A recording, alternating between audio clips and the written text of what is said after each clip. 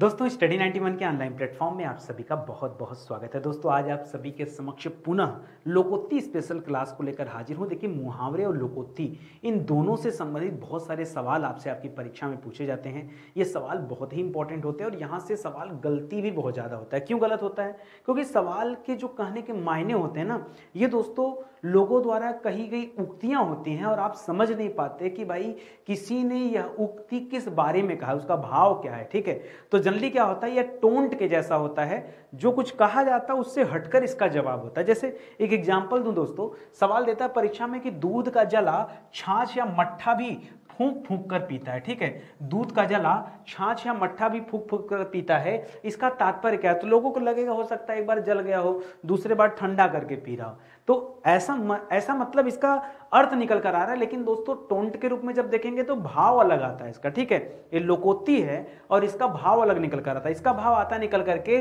कि जो व्यक्ति एक बार फंस गया होता है किसी काम में, पहले एग्जांपल सुनिए, जो व्यक्ति किसी काम में फंस गया होता है दोबारा न फंसे इसलिए वो फूंक फूंक कर अपने कदम रखता है, इसका तात्पर्य यह निकल कर आता है। जबकि लिखा क्या है कि दूध का जला छाछ भी फूंक फूंक कर पीता है, यानी एक बार नुकसान होने के उपरांत एक बार नुकसान होने के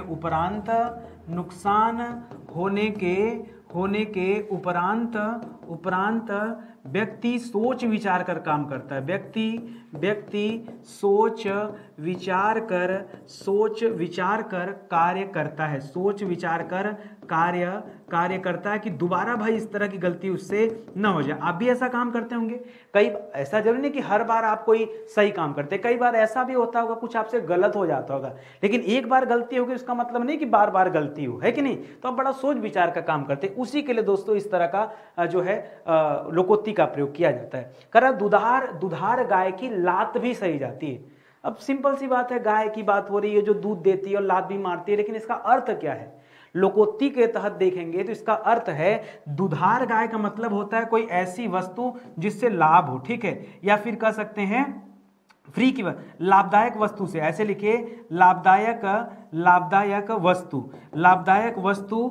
ठीक, लाभदायक मत लिखिए। ठीक है, दुधार गाय का मतलब लाभदायक हो सकता है, लेकिन यहां कहने का तात्पर्य है कि जो चीज कभी आपको कोई फ्री में मिल जाए उसमें कमी नहीं निकाली जाती। इसका अर्थ क्या है दोस्तों? ये निकल कर आता है कि जो कोई चीज फ्री में मिल जाए उसमें कमी नहीं निकाला करते। दुधार गाय की लात भी सही जाती, या बछिया के दांत नहीं गिने जाते। ठीक है, तो जिससे लाभ हो, ठीक है, लिख सकते हैं लाभदायक भी, जिससे लाभ हो उसकी गलत बात भी सही जाती है, उसकी गलत बात भी सही जाती मतलब सहना। ठीक है, सहना, वो वाला राइट और रॉन्ग की बात नहीं कर रहा है, सहने की बात कर रहा है। सही जाती मतलब यहाँ क्या दोस्तों? सहना। ठीक है, सहना। ठीक है, तो याद रखिएगा ये होता है। क्यों? क्योंकि दोस्तों गाय दुधार है, चार चार लात मार भी देगी तो कोई बात नहीं, है कि नहीं? तो जहां से फायदा हो दोस्तों वहां से बना के रखना चाहिए, ये जनरली दोस्तों हम लोग कहते हैं। ठीक है, आगे बढ़िए दोस्तों। करा दूध का दूध और पानी का पानी। ठीक है, दूध का दूध और पानी का पानी, ये तो दोस्तों है सच्चा न्याय। ठीक है, क्या है दोस्तों? सच्चा न्याय। ठीक है, या निष्पक्ष न्याय। ठीक है, निष्पक्ष न्याय। ठीक है, यानी दूध का दूध पानी का पानी, जो होगा दोस्तों साफ सुथरा पता चल जाएगा, जो उपयुक्त होगा वो पता चल जाएगा। तो सिंपल सा है। ठीक है, अगला सवाल, देसी कुतिया विलायती बोल। ठीक है, अब कुतिया देसी होगी तो बोल विलायती कैसे होंगे? यानी विपरीत गुण। ठीक है, इसका मतलब क्या हो गया दोस्तों? इसका तात्पर्य है विपरीत गुण। लोग नहीं कहते हैं देसी कुतिया विलायती बोल। ठीक है, यानी क्या है, मान लीजिए आप पढ़ लिख कर आए, अब गांव में जाइए भाई तो गांव के लोगों से गांव के जैसा व्यवहार कीजिए। अपना अगर ज्यादा बुद्धि आप लगाएंगे, अंग्रेजी झाड़ेंगे, सूट बूट कोट पैंट, ठीक है, जहां से आप सीख कर आए वो सब वहां चलन में था, लेकिन जब आप किसी ऐसे जगह पे जाइए जहां पर उस चीजों का चलन ना हो तो आप अपने व्यवहार को बदल लीजिए, नहीं तो फिर वही वाली बात होगी, आपके पीठ पीछे लोग क्या कहेंगे? देसी कुतिया विलायती बोल। इसका मतलब क्या दोस्तों? विपरीत गुण। तात्पर्य तो ही निकल कर आता विपरीत गुण, जबकि ऐसा है नहीं, लेकिन अब वहां आपने प्रेजेंट ही ऐसा कर दिया। या फिर इसका एक अर्थ ये भी निकल के आता दोस्तों बेमेल कार्य, ठीक है, बेमेल कार्य। आपने क्या किया दोस्तों, जैसा वहां का व्यवहार था, जो संस्कृति थी, उससे अलग आपने कार्य कर दिया, ठीक है। यानी क्या हो गया दोस्तों, स्वभाव के विपरीत कृत्य, स्वभाव के विपरीत कृत्य, ठीक है, कृत्य, ये दोस्तों तात्पर्य आता है, निकल कर याद रखेंगे, ठीक है। कई बार लोग जानबूझ के ऐसा करते हैं, ठीक है। आगे लिख रहा है दोस्तों, नाच न जाने आंगन टेढ़ा, नाच न जाने आंगन टेढ़ा, ठीक है। कई बार दोस्तों ऐसा लोग जवाब देते होंगे, नाच न जाने आंगन टेढ़ा, ऐसा जवाब कब दिया जाता है, एक बार इसका वाक्य प्रयोग करिए, आप अच्छे समझ जाएंगे, ठीक है। इसका मतलब होता है अपनी योग्यता साबित करने के लिए अपना दोष किसी दूसरे के सिर मढ़ देना, ठीक है। तो जब क्या होता है, मान लीजिए आप पढ़ाई में तेज हैं, ठीक है, अब दूसरा व्यक्ति आपसे ईर्ष्या कर रहा है, ठीक है, तो ईर्ष्या करता है तो बार बार आपको टोन करता है कि नाच ना आवे आंगन टेढ़ा। क्यों? क्योंकि दोस्तों अपने दोष को छिपाने के लिए वो क्या कर देता है, किसी दूसरे के सर पर क्या कर देता है, गलती का बोझ डाल देता है, ठीक है। तो नाच न जाने आंगन टेढ़ा, ये दोस्तों इसका अर्थ निकल कर आएगा, यानी अपनी योग्यता को छिपाने के लिए किसी दूसरे के दोष मढ़ना, अपनी योग्यता छिपाने के लिए दूसरे के सिर दोष मढ़ना, ठीक है, दोष मढ़ना, ये दोस्तों निकल कर आता अर्थ। इसी तरह आगे बढ़िए, कर न नौ मन तेल होगा न राधा नाचेगी, ठीक है। ऐसा कब कहा जाता है, ठीक है, ऐसा तब कहा जाता है जब असंभव कार्य होगा, ठीक है। ऐसा एक लाइन में मैं बताऊं तो ऐसा कब कहा जाता है, असंभव कार्य के लिए, ठीक है, असंभव कार्य के लिए, ठीक है। इसका तात्पर्य क्या दोस्तों, मान लीजिए अब यहां कर न नौ मन तेल होगा, मतलब कभी नहीं नौ मन तेल होगा, इसका मतलब कभी न राधा नाचेगी, ये तात्पर्य निकल कर आता है। यानी किसी काम को पूरा करने के लिए, कोई भी काम हो उसको पूरा करने के लिए पर्याप्त संसाधन न होना, ठीक है, किसी कार्य को पूरा करने के लिए पर्याप्त संसाधन न होना। मान लीजिए एग्जांपल लूं, आपको लेना है सिलेक्शन और आपको अच्छी कोचिंग नहीं मिल रही है, अच्छे स्टडी मटेरियल नहीं मिल रहे हैं, अच्छी किताबें नहीं मिल रही है, तब तो वही वाली बात है ना, न नौ मन तेल होगा न राधा नाचेगी, मतलब न ये सारी चीजें मिलेंगी आपको और न कभी आप अपना सिलेक्शन ले पाएंगे। क्यों? क्योंकि आपको इनके बिना जो है कहीं ना कहीं तैयारी अधूरी है। भाई किताब नहीं होगा, कोई ना कोई तो किताब होना चाहिए ना, अंतर्यामी तो है नहीं कि सीख जाएंगे, भाई कोई ना कोई किताब होनी चाहिए, कोई समझाने वाला व्यक्ति होना चाहिए, तभी ना सब चीजें होंगी। अगर ये सब चीजें नहीं है, इसका मतलब है संसाधन का अभाव है, और संसाधन का अभाव है तो सिलेक्शन मिलने से रहा। तो ये सिंपल सा दोस्तों इसका अर्थ निकल कर आता है, भाव को समझिएगा, लिखा कुछ और होगा, उसका अर्थ कुछ और होगा, और आप हो सकता है किसी अलग दिशा में सोच रहा हूं, लेकिन यहां पर रोकिए अपने आप को, ठीक है। आगे का लिख रहा दोस्तों, नेकी कर दरिया में डाल, ठीक है। एक दिन मैंने आपको एक कहानी सुनाया था, लोग 5 किलो गेहूं चावल भी देते तो फोटो जरूर लेते हैं, ठीक है। उसको दोस्तों किसी का उपकार करना नहीं करते हैं, वो तो आपने अपने लिए किया, सामने के लिए थोड़े किया। सामने के लिए करते तो नेकी कर दरिया में डाल, ठीक है, यानी भलाई करो और भूल जाओ, भलाई करके भलाई का कार्य करके भूल जाना, ठीक है, भूल जाना। आपने भला किया किसी का, अब दिन भर उसको आके अपना उपकार मत गिनाओ, हाँ तुम्हारे लिए मैंने ये किया, उसको दिन भर उपकार न गिनाओ। यदि उपकार गिनाते हो तो आपके द्वारा किया गया सत्कर्म समाप्त हो जाता है, ठीक है, उपकार नहीं गिनाना है। इसीलिए कहा गया नेकी कर दरिया में डाल, यानी भलाई करो और आगे बढ़ो, उस चीज को भूल जाओ। यानी इसका एक मतलब ये भी निकल के आता है, किसी की सहायता करके उसको जो गिनाना नहीं चाहिए, उसको जो है बताना नहीं चाहिए, आपने कर दिया, वहां से हट जाइए आप, ठीक है। ये होता है नेकी कर दरिया में डाल। आगे लिख रहा दोस्तों, 9 दिन चले 2.5 कोस, 9 दिन चले 2.5 कोस, इसको क्या कहा जाता है? कई बार होता है ना कि भाई मान लीजिए होता है कि कहीं दूर पैदल निकलना, आपको वैसा होता नहीं, पहले एक जमाने में होता था, ठीक है। कछुए की चाल, एक हम लोग टोन टेबी बोलते थे, कछुए की चाल, ठीक है। तो कछुए की चाल का मतलब है दोस्तों बहुत धीरे चलना, ठीक है। 9 दिन चले 2.5 कोस मतलब बहुत धीरे धीरे चलना या बढ़ना, बहुत धीरे चलना या बढ़ना। इसके लिए क्या कहा जाता है? 9 दिन चले 2.5 कोस, या बहुत धीरे, इसका एक तात्पर्य भी होता है बहुत धीरे धीरे कार्य करना, बहुत धीरे धीरे कार्य करना, ठीक है। इसी को कहा जाता है 9 दिन चले 2.5 कोस, ठीक है। तो एक तरह से भी टोंट होता है। मान लीजिए खेत की कटाई हो रही थी, जुताई हो रही थी, आप लगे थे उसमें और पिताजी काम दे के चले गए, सुबह के बाद दोपहर में आए, कहें इतने हुआ, 9 दिन चले 2.5 कोस, ठीक है, बस इतने, खराब हो गई हालत इतने में। तो इस तरह का दोस्तों होता है क्या, ये लोकोक्ति है, ठीक है। बहुत धीरे धीरे काम करना, ठीक है। अब पता चला पिताजी चले गए, सामने वाला फोन लगा के बाबू सोना कर रहा, जैसे देखा पिताजी आ रहे हैं लगा काम करने, तो पिताजी आएंगे तो भाई टोन तो मारेंगे, ठीक है। आगे बढ़िए। नाई की बारात में जने जने ठाकुर, नाई की बारात में जने जने ठाकुर, ठीक है। इसका मतलब क्या है, अब सच में समझिए, दो जात बिरादर के लोग हैं दोस्तों, एक तो नाई की बात हो रही है यहाँ पे, एक ठाकुर की। तो जो ठाकुर होता है दोस्तों, उसका रुआब ऐसा होता है कि वो किसी भी समाज में हमेशा सर्वोपरि होता है, लोग उसको उस तरीके से इज्जत भी देते हैं, मान सम्मान भी देते हैं और लोगों के लिए उतना कार्य भी करता है। और नाई का दोस्तों, नाई मतलब एक छोटा कद काठी वाला व्यक्ति हो गया। या अब देखिए, जात प्रथा को तो यहाँ पे बढ़ावा नहीं देना चाहिए, बट ये जो तथ्य लोकोक्ति में वो बता रहा हूँ, इसका तात्पर्य निकल कर आता है कि एक छोटे कुल का व्यक्ति गुट का और एक बड़े कुल का, ठीक है। जने जने ठाकुर मतलब जाति को नहीं दिखा रहा है, जने जने ठाकुर मतलब जन जन मतलब अलग अलग लोग ठाकुर जैसा व्यवहार कर रहे हैं। अब अंतर मैं आपको बताऊं क्या होता है, ये समझिए। इसका दोस्तों अर्थ ये निकल कर आता है कि हीनता की दिशा में, ठीक है। मान लीजिए कोई ऐसा काम है जहां पर कोई नेतृत्व करने वाला ही नहीं, तो नेतृत्वहीनता की दिशा में या स्थिति में प्रत्येक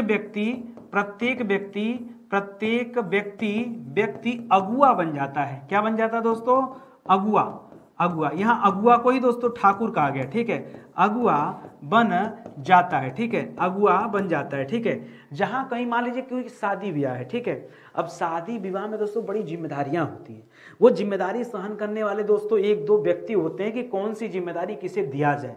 गहने की जिम्मेदारी किसे है, बारातियों को ले जाने की जिम्मेदारी किसे, उनको बैठाना, उनका आदर सत्कार करने की जिम्मेदारी किसे है, बहुत सारी चीजें, ठीक है।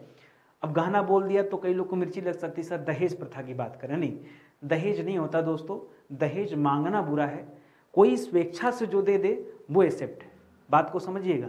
अब ऐसे समझेंगे तो राम जी का विवाह हो रहा था तो जनक जी ने भी बहुत सारा दहेज दिया था, लेकिन वो दहेज नहीं था, दोनों में अंतर है। आपका मुंह खोलकर मांगना गलत है, सामने वाला स्वेच्छा से जो दे, स्वेच्छा से बिना दबाव के, बिना आपके मांगे, ठीक है, वो जो दे वो आप ग्रहण कीजिए। आपने मांग लिया तो मतलब क्या रह गया यार, भिखारी थोड़े हो, कुत्ते मांगते हैं, भिखारी मांगते हैं, ठीक है। तो वो चीजें मत कीजिए, ठीक है। तो यही चीज बचाव करिएगा, मेरे हर बात में कुछ ना कुछ अर्थ होता है, उसको समझिएगा पहले। तो यहाँ पे दोस्तों क्या हुआ, अब मान लीजिए कोई ऐसी शादी जिसमें नेतृत्व करने वाला व्यक्ति नहीं, कौन किसी को देखेगा, कौन चाय पानी कराने वाला कहाँ क्या है पता ही नहीं है, ठीक है। कोई यहाँ भटक रहा है, कोई वहां भटक रहा है, और उस स्थिति में हर व्यक्ति अपने आप को अगुआ बन जाता है। और जहां हर व्यक्ति अगुआ बन जाएगा, काम कैसे चलेगा, सब काम चौपट होना है, तय है, ठीक है। तो ये दोस्तों अर्थ निकलता है, इसको याद रखिएगा। 9 की लकड़ी 90 खर्च, ये तो वही वाली बात हो गई, ठीक है। 9 की लकड़ी 90 खर्च, ठीक है। तो जितने की मुर्गी नहीं उतने का मसाला, ठीक है। अब यहां भी देखिए तथ्य, अब मांसाहारी को मैं प्रमोट नहीं कर रहा हूं कि जितने की मुर्गी नहीं उतने का मसाला, ये लोकोक्ति है। पहले के जमाने में लोग इस तरह की युक्तियां का प्रयोग करते थे, उसका अर्थ हम बता रहे हैं। तो 9 की लकड़ी 90 खर्च, यानी क्या होगा दोस्तों, जरूरत से ज्यादा खर्च, ठीक है, जरूरत से ज्यादा खर्च, ठीक है। किसी चीज पर दोस्तों जरूरत से ज्यादा खर्च अगर आपने कर दिया तो वही वाली बात हो जाती है, 9 की लकड़ी 90 खर्च, यानी कम मूल्य, एक ये भी निकालिए, कम मूल्यवान वस्तु पर, ठीक है, कम मूल्यवान वस्तु पर अधिक खर्च ना, अधिक खर्च। देखिए खर्च कीजिए, खर्च करने में बुराई नहीं है, लेकिन कहाँ खर्च करना ये भी ध्यान में रखें, ठीक है।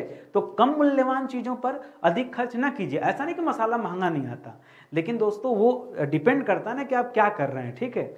तो इसको ध्यान रखिएगा। अगला सवाल दे रहा है कि न नगद न 13 उधार, ठीक है। ये वही वाली बात हो गई दोस्तों, न उधो का लेना, न उधो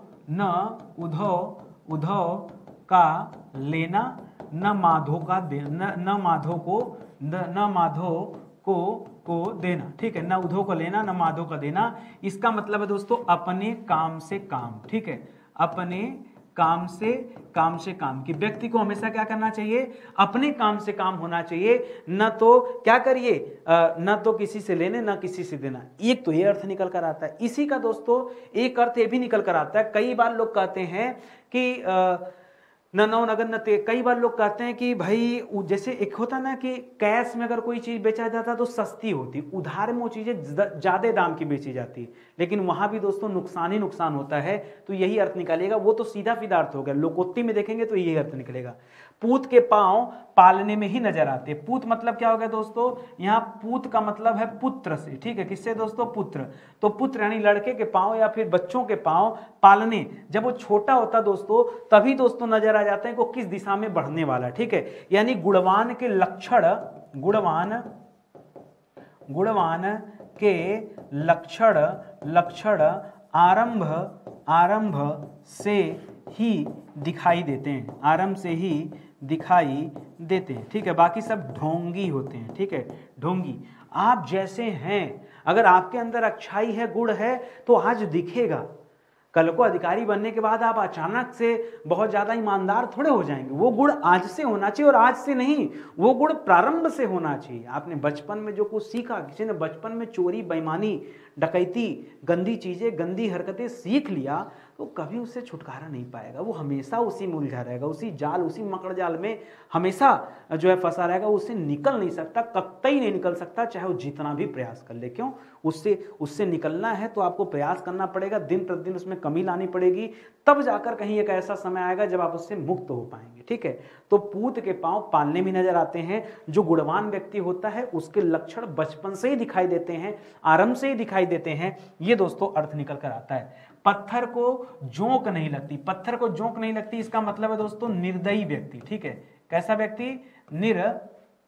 निर्दयी, ठीक है, निर्दयी व्यक्ति, जिसके हृदय में कोई दया वया ना हो, उसके कहा जाता है दोस्तों कि पत्थर को जोंक नहीं लगती। यानी कठोर हृदय वाले व्यक्ति, कठोर हृदय वाले व्यक्ति, जिनका हृदय कैसा होता है दोस्तों, जैसे आतंकवादी किसी की हत्या करते हैं तो उनको कुछ एहसास थोड़ी, उनको किसी बात का कोई प्रभाव नहीं पड़ता, मार दिया, ठीक है। तो कठोर हृदय वाले व्यक्ति को कोई प्रभाव नहीं पड़ता, कोई प्रभाव नहीं पड़ता। ये दोस्तों इसका तात्पर्य निकल कर आता है, ये आप याद रखेंगे, ठीक है। अगला सवाल, पढ़े फारसी बेचे तेल, यह देखो कुदरत का खेल। अब पढ़ा है फारसी बेचकर यदि तेल बेच रहा है, फारसी पढ़ के व्यक्ति यदि तेल बेच रहा है, किस्मत का मारा व्यक्ति भाई। वरना देखो, यह देखो कुदरत का खेल, तो ये कुदरत का खेल ही तो है। यानी पढ़े लिखे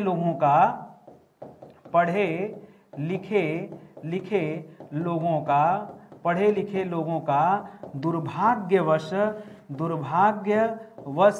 मारा फिरना मतलब उन्हें कोई काम नहीं मिल रहा है। पढ़े फारसी बेचे तेल, यह देखो कुदरत का खेल। सब कुछ है, ज्ञान है, बुद्धि है, सब है, लेकिन किस्मत ही नहीं साथ दे रही, ठीक है। उसके लिए दोस्तों ये सवाल आता है, इसको आप याद रखेंगे, ठीक है। अगले सवाल पर आइए। करा पर उपदेश कुशल बहु तेरे, ठीक है। पर उपदेश कुशल बहु तेरे कब कहा जाता है डायलॉग, ठीक है। यानी दूसरों को उपदेश देने से पहले अपने गिरेबान में झांक लो, हाँ, ठीक है। तो दूसरों को उपदेश देना सरल होता है, ठीक है। दूसरों को उपदेश देना सरल होता है,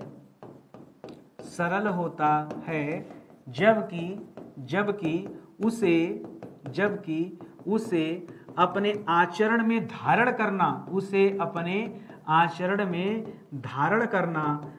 करना कठिन होता है, ठीक है। धारण करना कठिन होता है। ये दोस्तों तात्पर्य निकल कर आता है, मतलब समझ रहा है ना। पर उपदेश कुशल बहु तेरे, दूसरों को सिखाना समझाना। आप देखिए आदत होती लोगों की, अपने ऊपर पड़ा है तो साइलेंट है, दूसरों को समझाना तो बहुत ज्ञान है, बहुत ज्ञान भरा पड़ा। पर उपदेश कुशल बहु तेरे, संसार में खासकर भारत में ऐसा कोई व्यक्ति नहीं जो दूसरों को उपदेश नहीं दे सकता। पल में तोला पल में मासा, ठीक है। तो थाली के बैगन वाली स्थिति है। इसका मतलब क्या दोस्तों? थाली के बैगन का मतलब क्या होता है दोस्तों, समझिएगा। इसका मतलब होता है ऐसा व्यक्ति जिसका कोई ठिकाना ना हो, जिसका कोई ठिकाना ना हो, जैसे नीतीश कुमार जी बुरा ना मानिएगा, लेकिन अब ऐसा लोग कहते हैं कि बिन पेदी का लोटा किधर भी ढरक जाएंगे। भाई आदमी का एक अस्तित्व होना चाहिए कि हमें क्या करना है, हमें क्या करना है। जैसे जैसे मैं स्टडी 91 की बात बताऊं या मैं अपनी बात करूं, तो मेरा हमेशा फोकस रहता है कि यार हमें आराम से गुणवत्तापूर्ण काम करना है, बहुत प्रॉफिट मार्जिन लेके नहीं चलना, बस इतना लेके चलना जितने में अपना काम हो जाए, ठीक है। तो एक अपना बनाना पड़ेगा व्यू कि नहीं हमको यही करना है, इससे ज्यादा नहीं, ठीक है। अब ऐसा नहीं बिन पेदी का लोटा ढरक गए, कोई आया किसी ने प्लान दिया बह गए उसमें, ठीक है। तो वही वाली बात हो जाएगी, पल में तोला पल में मासा, या बिना थाली का या थाली का बैगन, ठीक है। यहाँ यानी इसका मतलब होता है अस्थाई चित्त वाला व्यक्ति, अस्थाई चित्त वाला व्यक्ति, जिसके चित्त का जिसके मन का कोई स्थायित्व ही ना हो कि वो क्या करने वाला है। तो पल में तोला पल में मासा, ठीक है। आगे बढ़िए दोस्तों। करा फिसल पड़े तो हर हर गंगे, ठीक है। वैसे फिसला तो ठीक है, फिसला मतलब देखिए फिसलने का तात्पर्य ही नुकसान से है, लेकिन हर हर गंगे का तात्पर्य लाभ ही लाभ से, ठीक है। तो फिसलने पर व्यक्ति जो है लाभ पा गया, ठीक है। यानी असावधानी पूर्वक कार्य करने पर भी लाभ होना, असावधानी पूर्वक असावधानी पूर्वक कार्य करने पर भी लाभ होना, इसे क्या कहा जाता है दोस्तों, फिसल पड़े तो हर हर गंगे, ठीक है। मुंह में राम बगल में छुरी, ठीक है, मुंह में राम बगल में छुरी, ये तो वही कट्टर दुश्मन वाली बात होगी। वैसे कट्टर दुश्मन नहीं बोलेंगे, इसको कहेंगे मन में शत्रुता रखकर, मन में शत्रुता का भाव रखकर,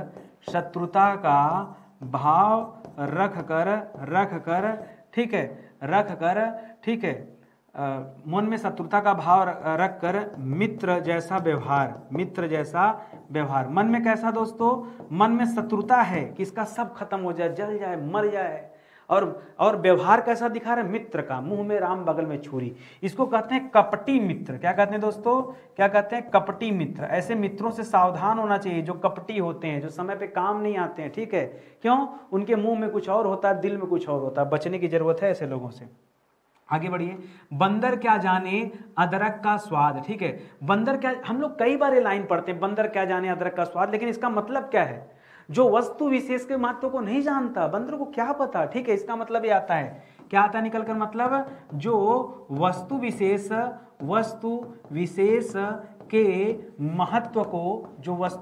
के महत्व को नहीं जानता, कोई भी वस्तु हो सकती है, ठीक है। उसके लिए क्या कहा जाता है दोस्तों, बंदर क्या जाने अदरक का स्वाद, ठीक है। जब आप ऐसा करेंगे। बालू की भीत, देखिए बालू तो बालू होता है, भीत का मतलब क्या होता है, भीत का मतलब दीवार होता है, ठीक है।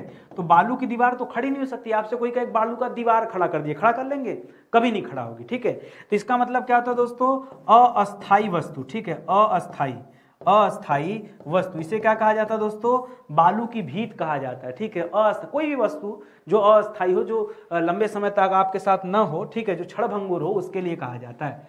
बासी बचे न कुत्ता खाए, बासी बचे न, अगर न बचे, बासी बचे न कुत्ता खाए, न तो बासी बचे न कुत्ता खाए, इसका मतलब होता है किफायत से खर्च करना। क्या होता है, किफायत से खर्च करना, ठीक है, या किसी भी तरह से नुकसान न होने देना। मान लीजिए खूब ढेर सारा खाना बन गया, फेंकना पड़ेगा, उतना बनाइए जितना खा जाइए, वही वाली बात है, बासी बचे न कुत्ता खाए। जब बासी बचेगा तब कुत्ते को दिया जाता है, ठीक है, और नहीं बचेगा तो नहीं दिया जाता है, ठीक है। आगे लिख रहा है मुल्ला की दौड़ मस्जिद तक, ठीक है, मुल्ला की दौड़ मस्जिद तक है, या फिर हम कह सकते हैं दोस्तों इसे कुएं का मेढक, कुएं की मेढकी कहा जाता है। क्या कहा जाता है, कुएं की मेढकी। कुएं की मेढकी को लगता नहीं यही संसार है, वहीं घूमता, उसको लगता है सब देखें एक एक चप्पा छान मारे हैं, उसको लगता है यही संसार, इतनी बड़ी दुनिया है। उसी तरह से मुल्ला की दौड़ मस्जिद तक, मुल्ला भगा कहां तक, मस्जिद तक, ये इसका तात्पर्य है। यानी इसका कुल मिला जुला के अर्थ निकल कर आता है सीमित क्षेत्र में कार्य करने वाला, सीमित क्षेत्र में कार्य करने वाला, जो सीमित क्षेत्र में कार्य करने वाला होता है, उसके लिए लाइन आता है कि मुल्ला की दौड़ मस्जिद तक, या फिर कुएं की मेढकी। कुएं के मेढक को लगता है दोस्तों कि यही संसार, इतनी बड़ी दुनिया हम सब जानते हैं। रहे न रहे बांस न बजे बांसुरी, यहां लिखेगा न रहे बांस न बजे बांसुरी। ठीक है, जब बांस ही नहीं रहेगा तो बांसुरी बनता उसी से, जब ये नहीं रहेगा तो बनेगा कैसे? यानी कारण नष्ट कर देने पर, कारण नष्ट कर देने पर, ठीक है, यदि कारण को ही नष्ट कर दिया जाए तो क्या हो जाएगा? समस्या स्वतः समाप्त हो जाती है। समस्या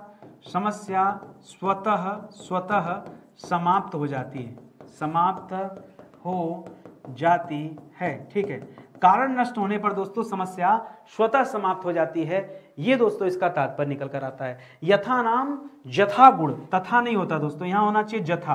ठीक है, यथा नाम जथा गुण। ठीक है, तो नाम के अनुरूप गुण, नाम के अनुरूप गुण। ठीक है, नाम के अनुरूप गुण, इसका मतलब होता है, याद रखेंगे, जैसा नाम हो वैसा गुण हो, तब कहा जाता है जथा नाम यथा नाम जथा गुण, जैसा नाम वैसा गुण, ये इसका मतलब आता है। एक हम लोग पढ़े थे दोस्तों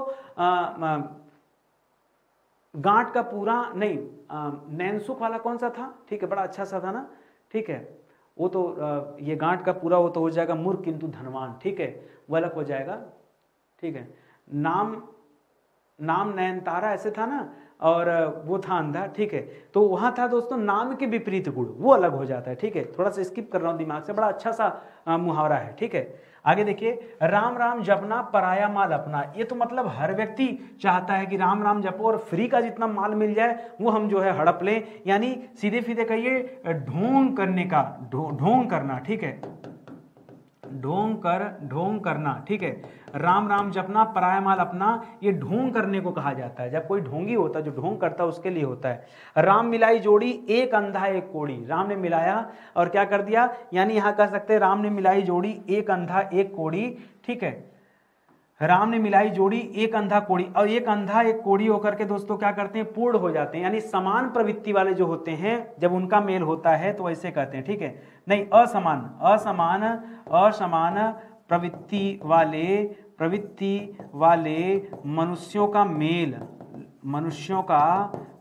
का मेल। ठीक है, राम मिलाए जोड़ी एक अंधा एक कोड़ी, भाई दोनों तो एक समान है नहीं।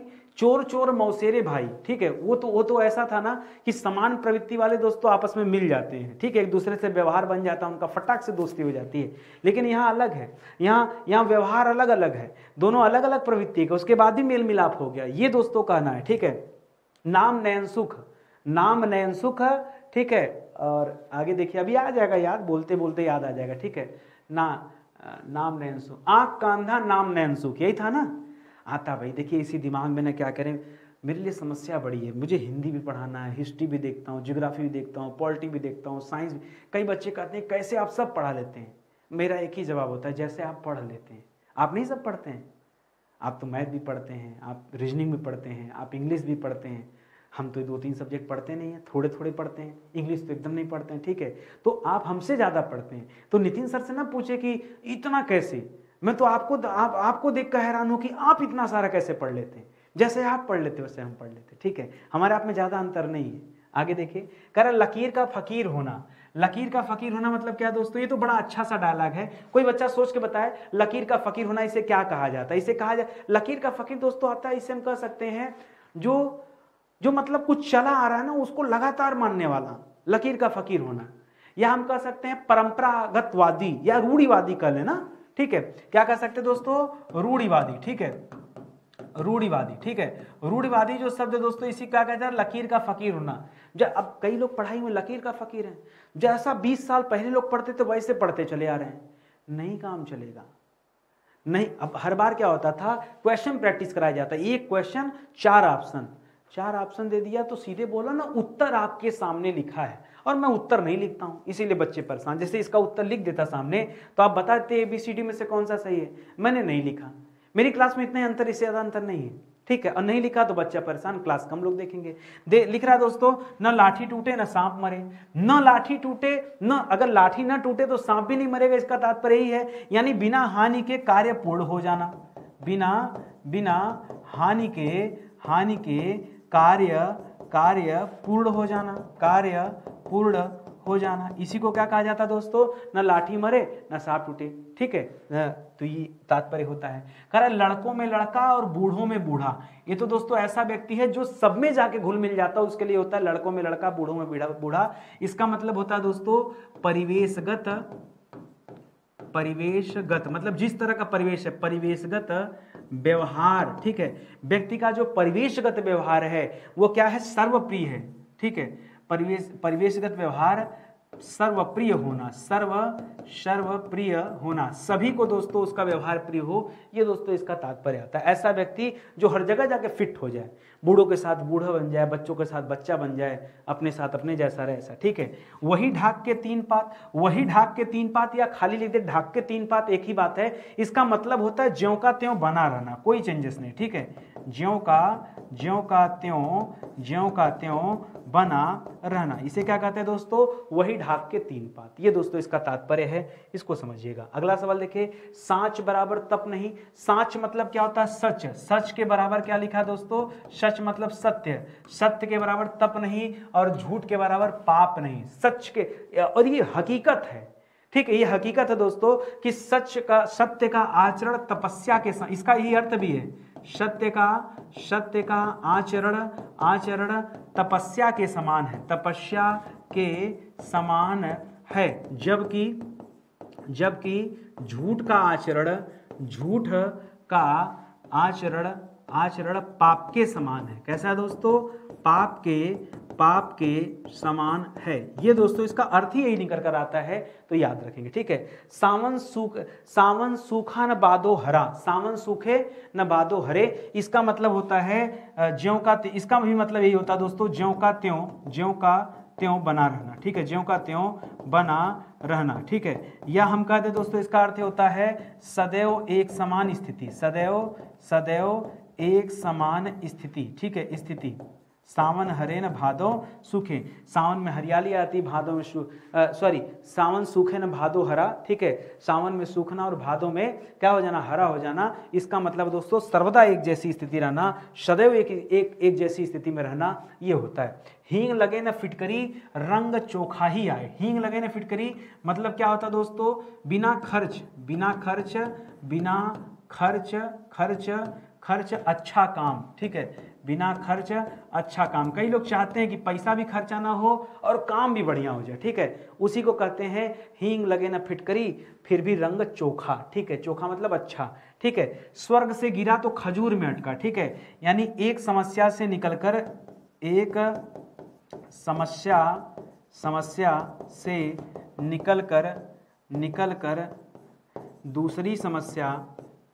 दूसरी समस्या में फंसना, इसे क्या कहते हैं दोस्तों, इसे कहते हैं स्वर्ग से गिरा खजूर पर अटका। या कहीं कहीं पे दोस्तों आप ये भी पढ़ते हैं आसमान से गिरा खजूर पर अटका, ये भी दोस्तों पढ़ते होंगे। एक ही बात, ऊपर से गिरना है, खजूर पर अटकना है, यानी एक समस्या से निकलना और दूसरी में फंस जाना है, यही है। ठीक है, हिंदी न फारसी लालाजी बनारसी। मुझे पता है इसका जवाब आप नहीं दे पाएंगे, पक्का नहीं दे पाएंगे, आप चाहें तो ट्राई कर लीजिए। ठीक है, क्या होगा, हिंदी न फारसी, न हिंदी आता न फारसी और लालाजी बनारसी। इसका मतलब है दोस्तों बिना पढ़े लिखे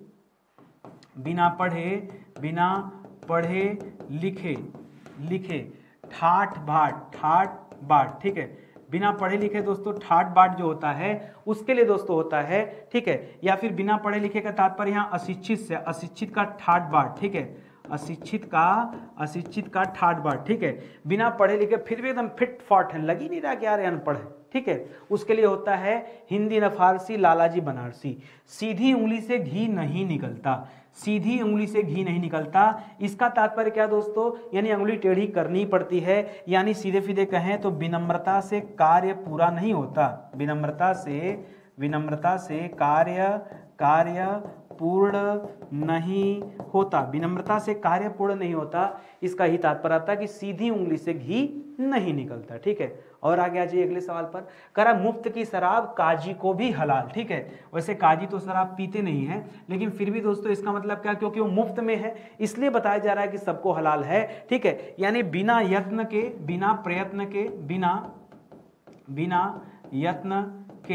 प्राप्त बुरी वस्तु भी सभी को प्रिय लगती है। सभी को क्या लगती है दोस्तों? प्रिय लगती है। ठीक है, कहीं खजाना मिल जाए, ठीक है, चोरी का खजाना हो, क्या फर्क पड़ता है, किसको नहीं अच्छा लगता। तो वही है, मुफ्त की शराब काजी को भी हलाल। ठीक है, कह रहा रात पड़े उपासी दिन को खोजे वासी। रात पड़े उपासी दिन को खोजे वासी, ये एकदम अलग है। ठीक है, इसको कहा जाता है दोस्तों सॉरी, इसको कहा जाता है अत्यधिक निर्धनता की स्थिति, बहुत निर्धनता। ठीक है, अत्यधिक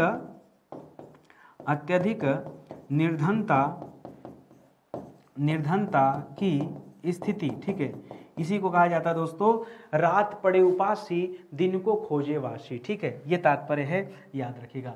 बिन मांगे मोती मिले, मांगे मिले न भीख। बिना मांगे सब कुछ मिल जाना, मांगने पे कुछ भी प्राप्त न होना। ऐसा कब होता है दोस्तों?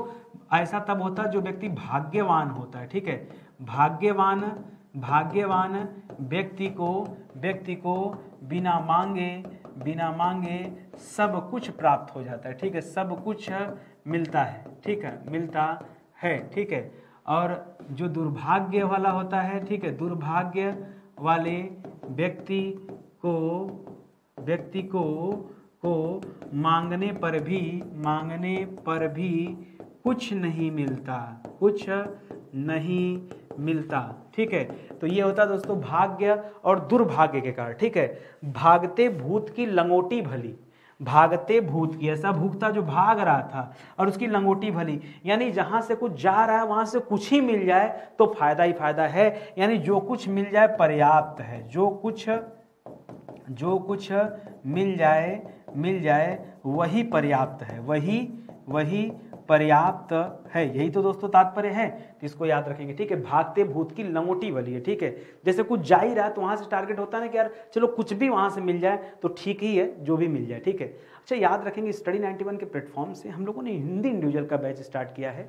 सुपर सेलिंग है बैच दोस्तों, जबरदस्त बैच है। आपकी जितनी भी परीक्षाएं होती हैं जिसमें हिंदी पूछा जाता है, एक बार हिंदी पढ़ के देखिए ना, दोबारा आपका पूरा कॉन्सेप्ट क्लियर हो जाएगा। इससे बेहतर ऑल ओवर इंडिया आपको कहीं कोई भी बैच मिलने वाला नहीं है। इतने शिद्दत से हिंदी पढ़ाएगा। आप सोचो ना 130 लेक्चर में हिंदी पढ़ाना, अरे लोग इतिहास नहीं पढ़ाते 130 लेक्चर, 100 में इतिहास खत्म कर देते हैं। हमने हिंदी 130 लेक्चर में पढ़ाया, यानी कुछ बेहतर दिया। आप मौका दीजिए, जुड़िए हमारे साथ। सुपर सेलिंग बैच है दोस्तों। जिन बच्चों ने अपनी हिंदी की किताब नहीं लिया, ये किताब ले लीजिए दोस्तों, कमाल की किताब है, जबरदस्त। ठीक है, ये हमारा हेल्पलाइन नंबर है, कहीं कोई डाउट है, कोई समस्या है तो कॉल करके संपर्क कर सकते हैं। ठीक है, सेशन दोस्तों ये समाप्त होता है, मिलते हैं अगले लेक्चर में। तब तक के लिए बहुत बहुत धन्यवाद आप सभी का। जय हिंद, जय Bharat. Thank you so much.